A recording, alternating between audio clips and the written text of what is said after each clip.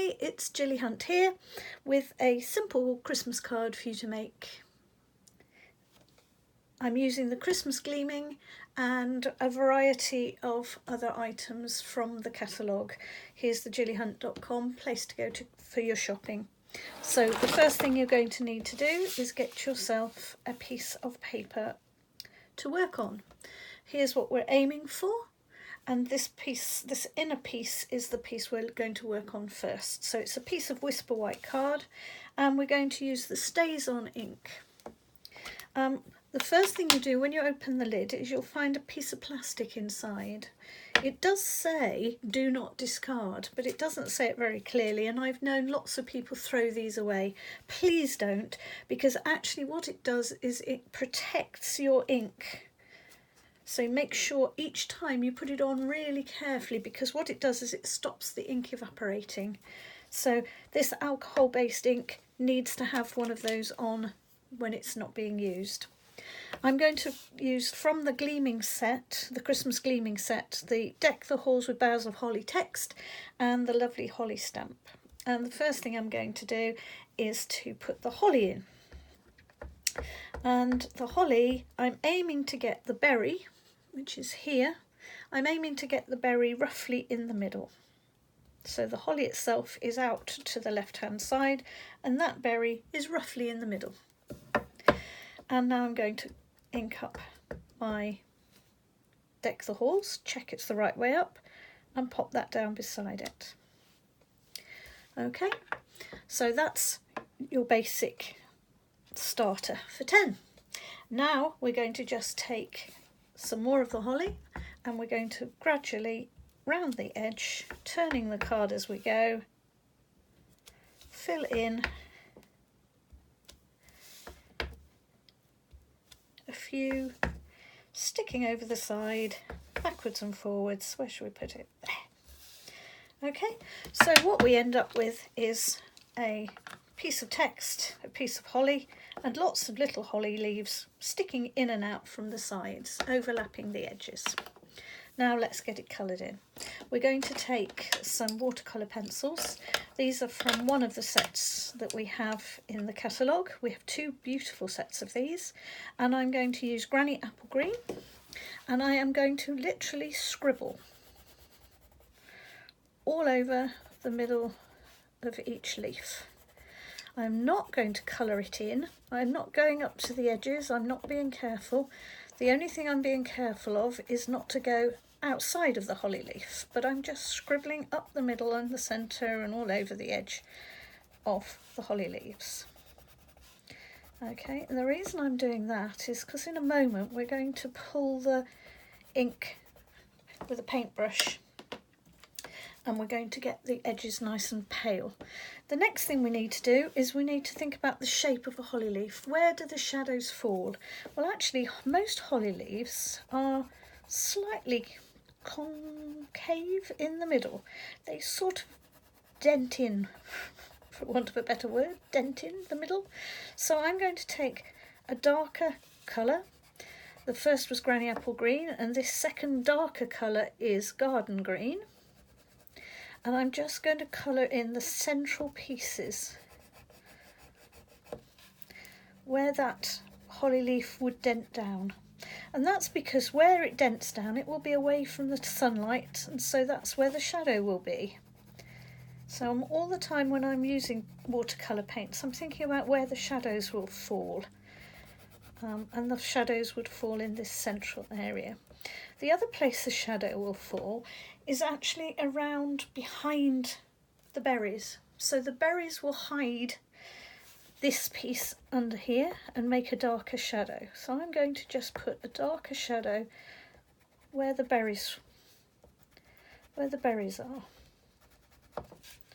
Okay, so round and about underneath each of the berries, I'm going to put a slightly darker patch. And at the moment it just looks like a scribbly mess, and you're thinking, oh gosh, what is she doing? Okay, so I'm now going to take my water brush, and we sell these in packs.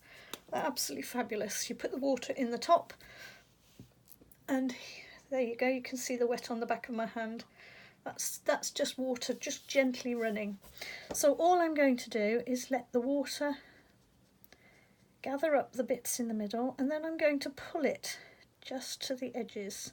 And this is where we're going to make sure all of these little spiky bits are filled in. We're going to work quite fast, because that way all of the pencil marks will blend together. If you do this terribly slowly, what happens is you get each individual piece livening up and becoming a paint, but then it dries in its own little space.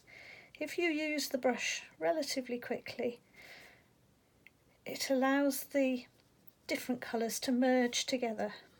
Okay, so again, I'm going to the edges and I'm just using it to pull it up into those little spikes to make sure every last little piece of the leaf is covered. We don't want any white nasty edges. Okay. I tend, if I can, to work from the darkest areas out to the lightest ones, and then we don't carry too much of the dark to the very edges, because we want the edges to stay nice and bright, because that's where the sunlight would be reflecting on the edges of the leaves. There we go. And the next thing we're going to do is the berries, and we're going to start, and we're going to just do them in Melon Mambo, which is a sort of rather pretty pink, but it's not a very berry pink, and it certainly doesn't say to me major Christmas colours. But that's going to give us a nice good background, and again, I'm not being too careful, I'm just allowing it to move around. Okay, and now we have to think. We have to think about which side the light is going to fall on, because we want the berries to look nice and round. And so I want you to imagine there's a light shining in this direction, coming whoosh across the page, whoosh across the page. So this is where it will hit, and then the opposite side is where it will be dark. Okay, here's where it will be hitting, whoosh, and here's where it will be dark. So we're just doing a dark curve on the back side of each of the berries. Can you see? So it will be coming along here, hitting here, and missing here. Hitting here, missing here. Hitting there, missing there. And we know these are round, so it's useful to just give it a rounded shape. It's almost like a little C shape. And I'm using cherry cobbler for this. Okay, and I'm now going to use the water brush just to merge those together a little bit. We don't want them to merge completely, otherwise we just end up with another colour. So very slightly, starting from your lighter side to the dark. Start from the light side to the dark, so we're not ever making the lighter side any darker. Oops, okay. And we're going to let that just dry a little tiny bit before we add two more little details. One is using our Stampin' Right marker. Let's put it the right way up so you can see it. Stampin' Right marker. This particular one, I think, oh yes, it's Poppy Parade, but you could have used any of a number of different reds for this. And remember, this was the dark side of the berry, and we're just going to put a small extra little highlight on here, because being a marker, it's just going to give it a bit of extra punch. Okay, just a little bit darker, a little bit more punchy in colour. Okay, and I'm now going to take a white and I'm going to do the opposite. So remember, our light is coming in from this direction, so the first thing it's going to hit is here. The first thing it's going to hit is this side. And I'm going to just put a little white, again a little white crescent shape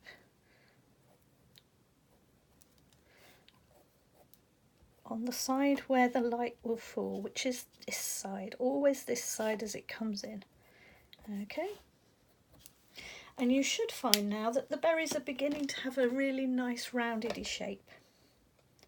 If you need to go back and add a bit more colour and a bit more depth, then of course you can. I'm wanting to add a little bit more perhaps into here. I'm thinking that it would be nice to have a little bit more depth of colour at this on this particular one. but it's up to you to decide where you feel a bit of extra colour would be nice. And the more you work it, the more chance you have of making a mess of it, but also the more chance you have of getting it nicer too. So really it's up to you, but don't overwork it because it will look poor. A watercolour should be simple and easy. And then the last thing I'm going to do is give all the berries a little bit of a zizz. This is the Wink of Stella, and although you won't be able to see it, I don't think, very much on your screens, what it does is it gives it a lovely, lovely sort of glittery, shiny sheen.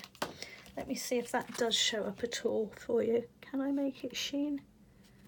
I don't know, it's very hard to see on a camera, unfortunately, but it really is, take my word for it, well worth doing. And the last thing we need to do is just to mount it up. So we're going to turn it over, and using dimensionals, I'm going to put one on each corner.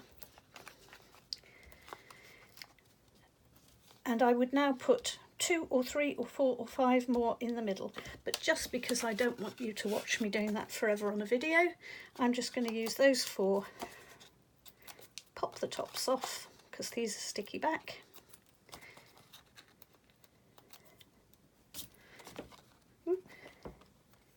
and we're just going to mount it up. There we go. And there we have our very pretty Christmas card.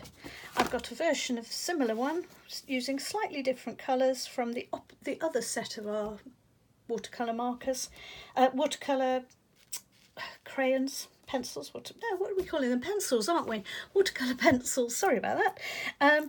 And using our white, Whisper White note cards, so just 2 versions of the same thing. Hope you enjoyed that. Thanks very much. Bye bye.